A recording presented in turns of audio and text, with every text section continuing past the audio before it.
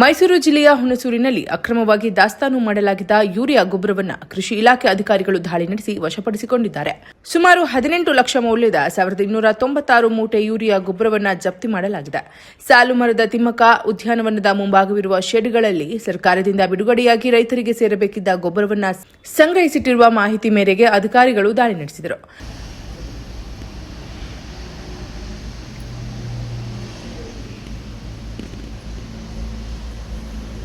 ದಾಳಿ ವೇಳೆ ಸ್ಥಳದಲ್ಲಿದ್ದ ಕೆಲವರು ಪರಾರಿಯಾಗಿದ್ದಾರೆ. 3 ಲಾರಿಗಳನ್ನು ಸಹ ವಶಪಡಿಸಿಕೊಳ್ಳಲಾಗಿದೆ.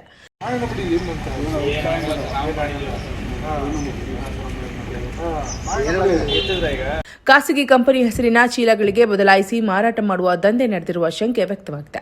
ಚೀಲ ಬದಲಿಸಿ ಕೇರಳ ರಾಜ್ಯಕ್ಕೆ ಸಾಗಿಸಲು ಯತ್ನಿಸಿದರೆಂಬ ಅನುಮಾನವೂ ಇದೆ. ಸಹಾಯಕ ಕೃಷಿ ಅಧಿಕಾರಿ ಅನಿಲ್ ಮತ್ತು ಕೃಷಿ ಅಧಿಕಾರಿ ಜಯಕುಮಾರ್ ಅವರು ಪೊಲೀಸರ ಸಹಾಯದಿಂದ ಕಾರ್ಯಾಚರಣೆ ನಡೆಸಿದ್ದಾರೆ.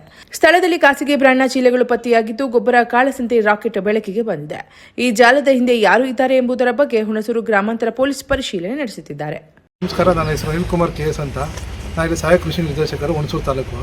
ನಮಗೆ ನಿನ್ನೆ ರಾತ್ರಿ 8:15 ಪೊಲೀಸ್ ಇಲಾಖೆಯಿಂದ ಒಂದು ಖಚಿತ ಮಾಹಿತಿ ಬರುತ್ತೆ.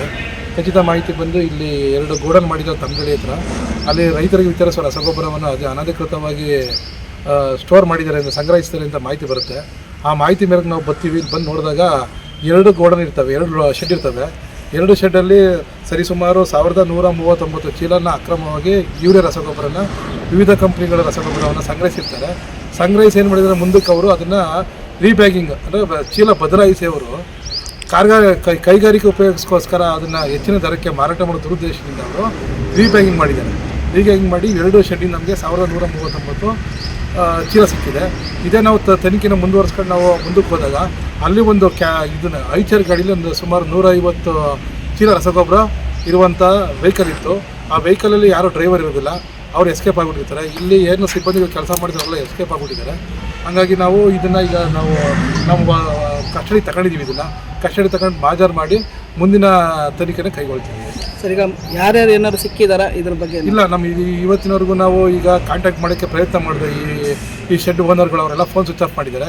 ಮತ್ತು ನಾವು ಈಗ ಈ ದಾಳಿಯಲ್ಲಿ 3 ನಾವು ಲಾರಿಗಳನ್ನು ಸಹ ಜಪ್ತ್ ಮಾಡಿದ್ದೀವಿ. ನಾವು ಫಸ್ಟ್ ಫೋನ್ ಮಾಡಿದಾಗ ಅವ್ರು ಎತ್ತಿದ್ರು. ತದನಂತರ ಅವ್ರು ಏನು ಮಾಡಿದ್ರು, ಅವ್ರ ಮೊಬೈಲ್ಗೂ ಸ್ವಿಚ್ ಆಫ್ ಮಾಡ್ಕೊಂಡಿದ್ದಾರೆ. ಸ್ವಿಚ್ ಆಫ್ ಮಾಡ್ಕೊಂಡು ತಲೆ ಮರೆಸ್ಕೊಂಡು ಹೋಗಿದ್ದಾರೆ. ಸದ್ಯಕ್ಕೆ ಇದು ನಮ್ಮಲ್ಲಿರುವಂಥ ಮಾಹಿತಿ. ಸರ್, ಈಗ ಕೇರಳ ಗಾಡಿ ಅಂತ ಹೇಳ್ತೀರಿ, ಕೇರಳ ಗಾಡಿ ಅಕಸ್ಮಾತ್ ಇಲ್ಲಿ ಹೇಗೆ ಬಂತು? ಅಕಸ್ಮಾತ್ ಇಲ್ಲಿ ಇನ್ವಾಲ್ವ್ ಆಗಿರ್ತಾರೆ ಅಂತ? ಇಲ್ಲ, ಇಲ್ಲಿ ಸದ್ಯಕ್ಕೆ ನಮ್ಗೆ ಇನ್ನೂ ಅದೇನು ಗೊತ್ತಾಗ್ತಾ ಇಲ್ಲ. ಈ ಕೇರಳ ಗಾಡಿಗಳು ಯಾಕಂದ್ರೆ ರಿಜಿಸ್ಟ್ರೇಷನ್ ನೋಡಿದಾಗ ನಾವು ಕೇರಳ ಗಾಡಿಗಳಿದೆ, ಮತ್ತು ಅವ್ರು ನಾವು ಗಾಡಿಗಳ ರಿಜಿಸ್ಟ್ರೇಷನ್ ನಂಬರ್ ನೋಡಿದಾಗೆಲ್ಲ ಓನರ್ಗಳೆಲ್ಲ ಕೇರಳದವ್ರು ಇದ್ದಾರೆ.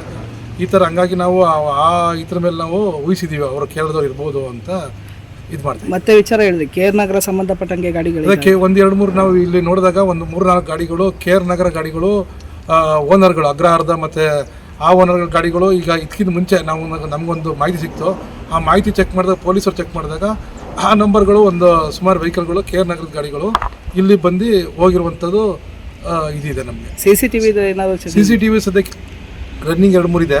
ಅದು ಇನ್ನೂ ವಶಕ್ಕೆ ತಗೊಂಡಿಲ್ಲ. ಅದನ್ನು ಪೊಲೀಸರು ಬಂದು ವಶಕ್ಕೆ ತಗೊಂಡು ಮುಂದಿನ ತನಿಖೆನ ಮಾಡ್ತಾರೆ. ನಾವು